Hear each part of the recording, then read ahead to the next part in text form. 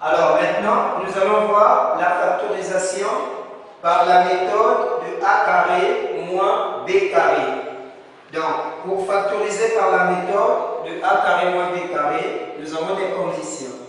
Donc, il faudrait que les deux monomes soient d'abord des carrés parfaits et le signe qui doit séparer ces deux monomes, ça doit être un signe quoi? Moins. Donc, si j'ai par exemple a carré plus b carré, là je ne peux pas utiliser a carré moins b carré. Pourquoi? Parce que le signe qui sépare ces deux monomes, c'est déjà un plus, ça ne marche pas. Ça ne peut que marcher quand on a le signe quoi? Moins.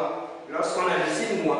Maintenant, lorsqu'on me donne a carré moins b carré, ça donne toujours, suivez, a au carré, ça veut dire quoi? Que j'ai a, combien de a? Deux fois, j'ai a fois a.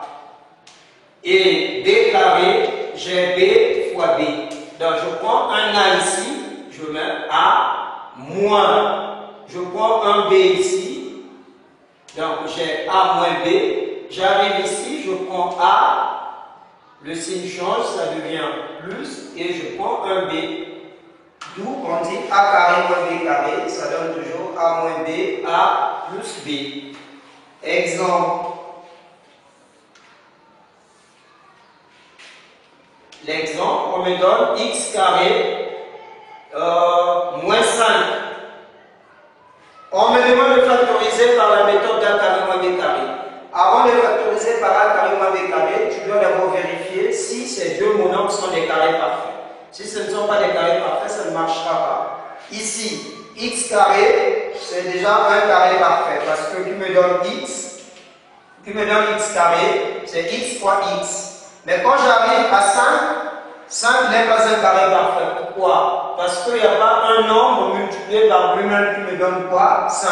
Donc ici, utiliser a carré moins b carré, ça ne marchera pas.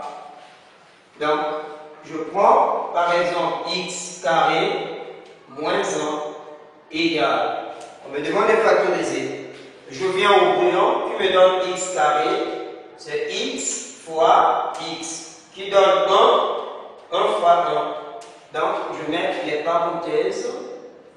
Je prends un x moins, je prends 1 ici. Et ici, je prends le x plus quoi? 1. Alors, la méthode a carré moins b carré, ne cherchez plus à développer. Dès que vous arrivez là, on s'arrête. Deuxième exemple, 9x au carré moins 49. Je vérifie d'abord. 9 c'est un carré parfait. X carré, carré parfait. 49 c'est déjà un carré parfait. Et le signe qui sépare ces deux monomes, c'est déjà quoi? Le signe moins, donc ça marche. Au brouillon, qui donne 9? C'est 3 multiplié par 3. Qui donne x carré? X fois x.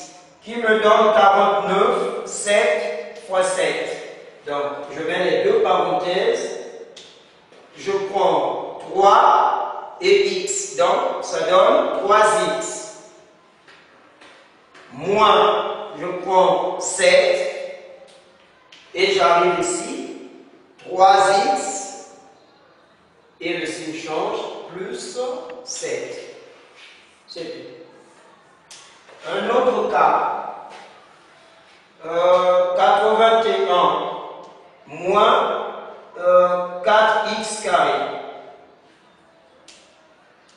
Ça marche parce que 81 c'est déjà un carré parfait, c'est 9 fois 9, 4, un carré parfait, x carré, un carré parfait. Ça va marcher. Donc, qui me donne 81, c'est déjà 9. Donc je mets 9 moins. Ici je prends 2, ici je prends x. Donc 2x. Et par là, 9 plus 2x, et c'est tout. Voilà la factorisation par la méthode d'a carré moins b carré.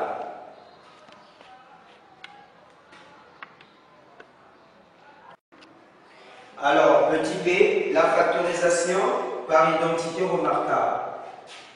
Pour factoriser par identité remarquable, il faudrait que le premier monombre et le dernier monombre soient des carrés parfaits et on prend le signe qui sépare le premier et le deuxième monombre.